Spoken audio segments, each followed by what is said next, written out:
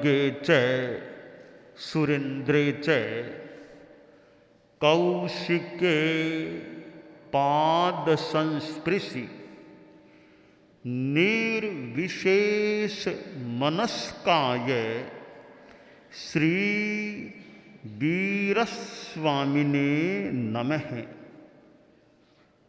आरहत वाङ्मय में कहा गया है,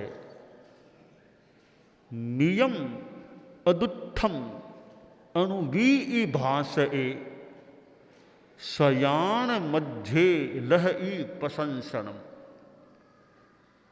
हमारे पास मन की उपलब्धि भी है, वाणी भी हमें प्राप्त है और शरीर भी हमारे साथ है। ये तीन साधन प्रवृत्ति के होते हैं। आदमी मन से स्मृति करता है, कल्पना कर सकता है, चिंतन कर सकता है और वाणी से वह विचारों का आदान प्रदान करता है, अपनी बात को दूसरों तक पहुंचाने का सक्षम माध्यम भाषा बनती है। और शरीर से अनेक कार्य, घूमना फिरना आदि आदि प्रवृत्तियां होती हैं। भाषा एक ऐसी उपलब्धि है जिसका अच्छा उपयोग किया जाए तो स्वयं के लिए भी लाभप्रद हो सकता है और दूसरों का भी हित हो सकता है। शास्त्रकार ने सुंदर संदेश दिया है, भाषा कैसी होनी चाहिए।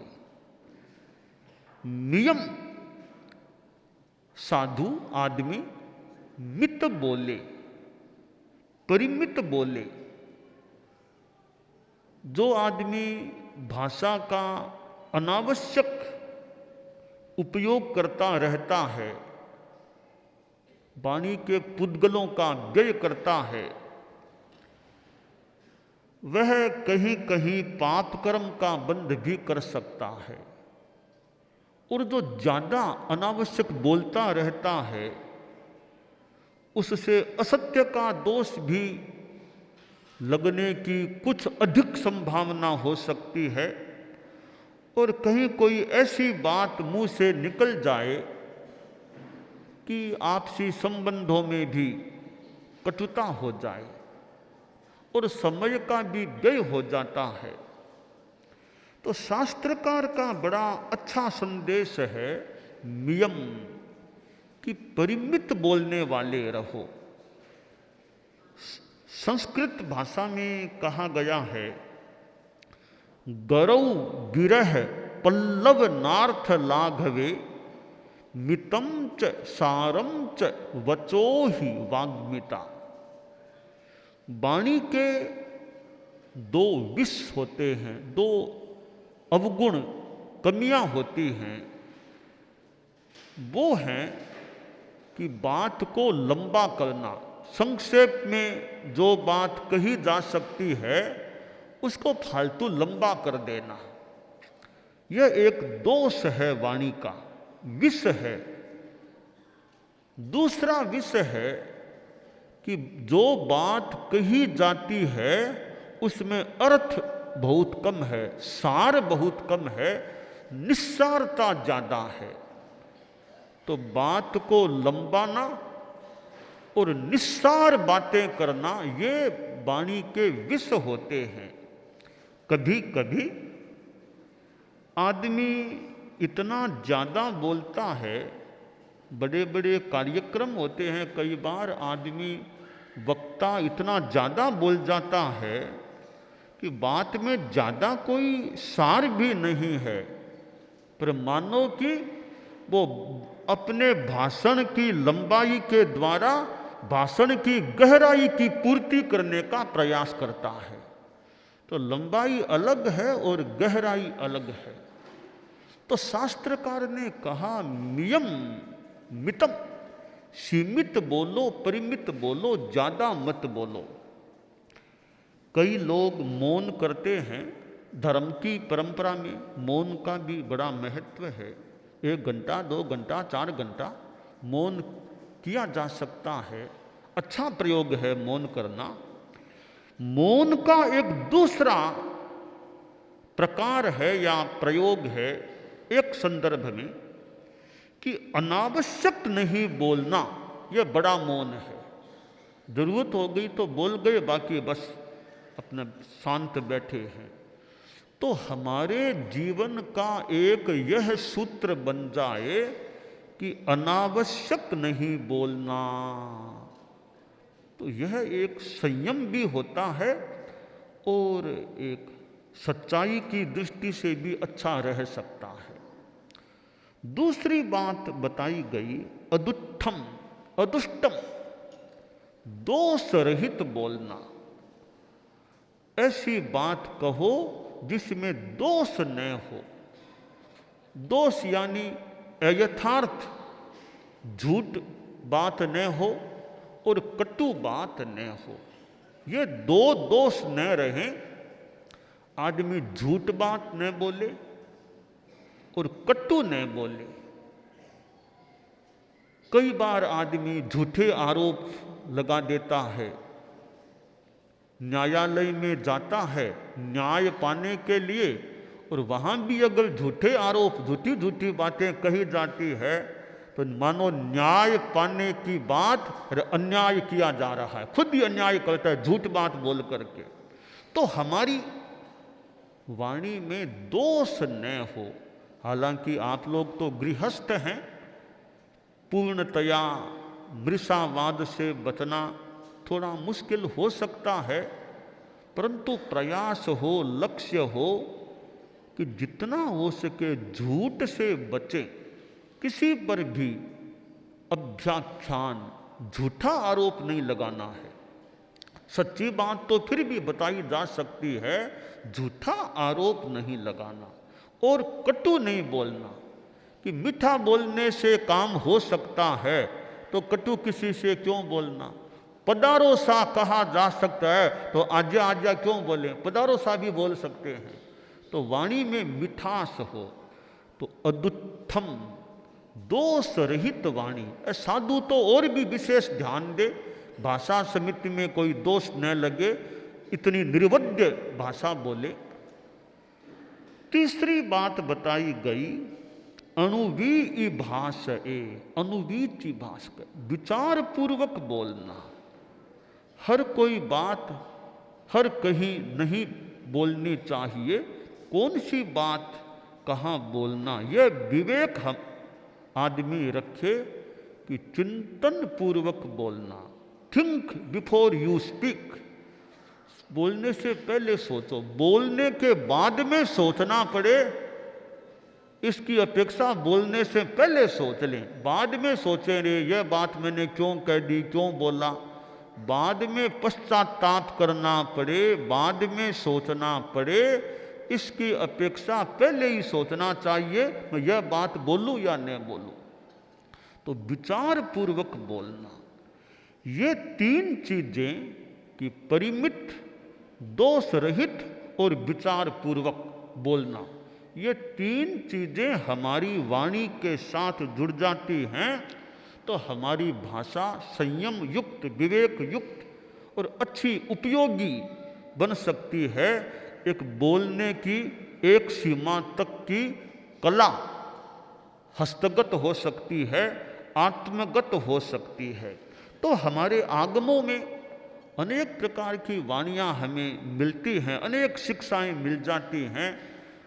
जैन शासन के पास अच्छा ज्ञान का खजाना है।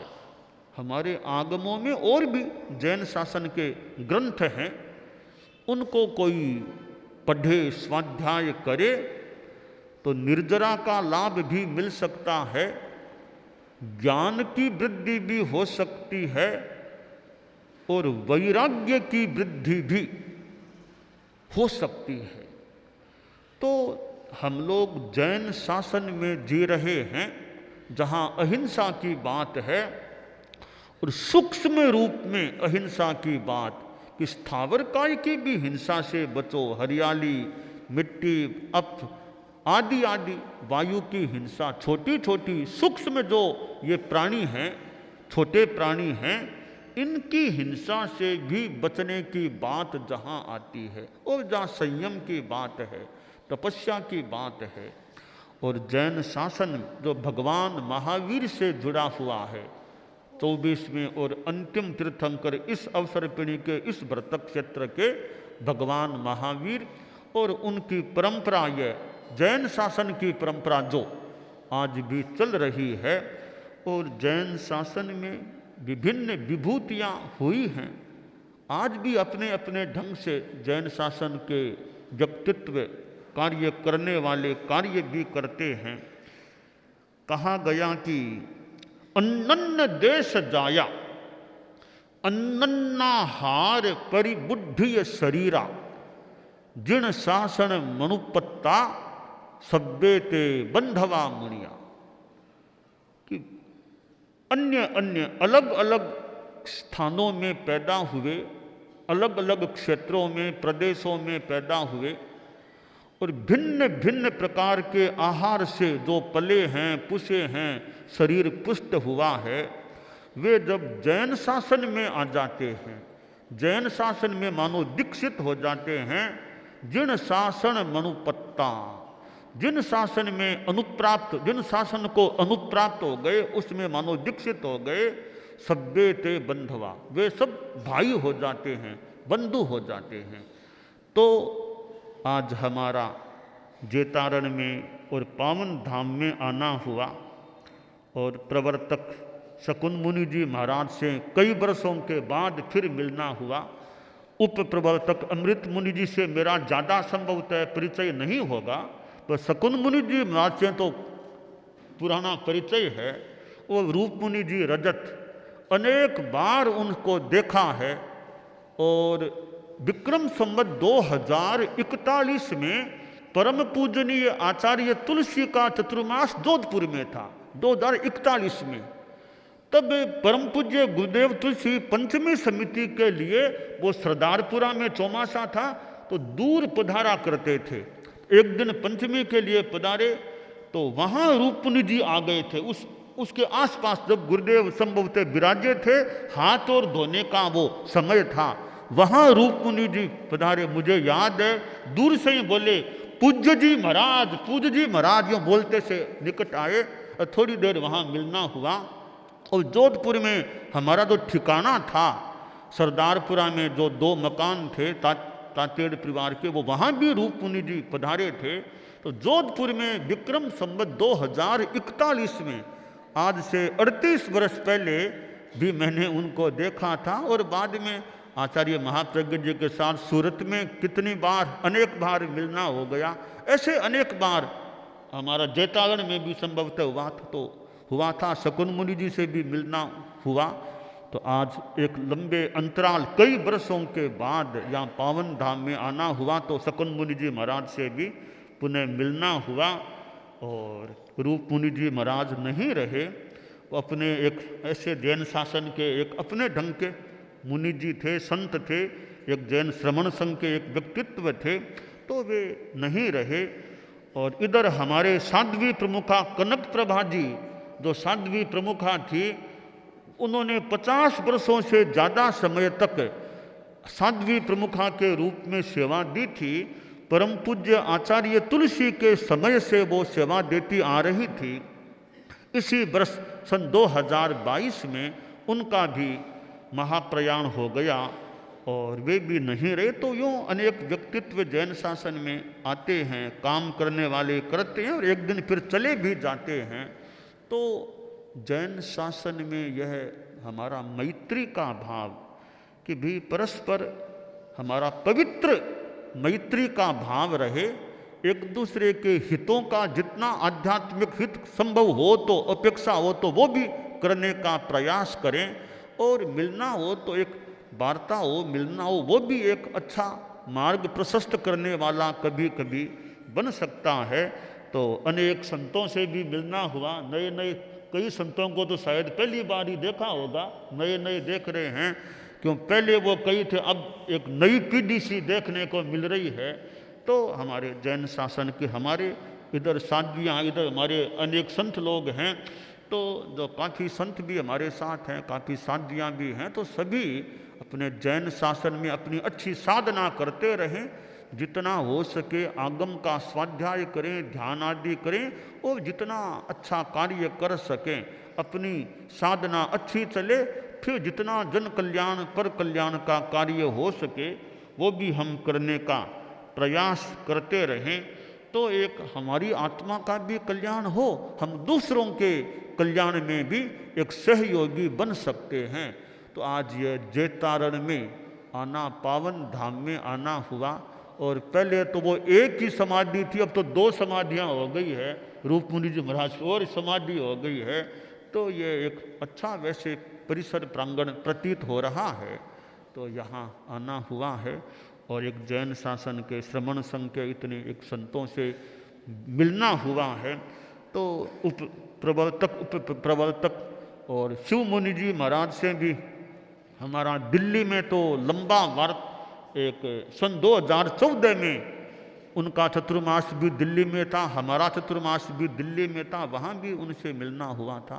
तो ये हम अच्छा कार्य करते रहें। जैतारण में भी हमारे जैन समाज के लोग हैं, सभी लोग हैं, सभी खूब अपनी आत्म साधना भी करते रहें, अच्छा कार्य करते रहें।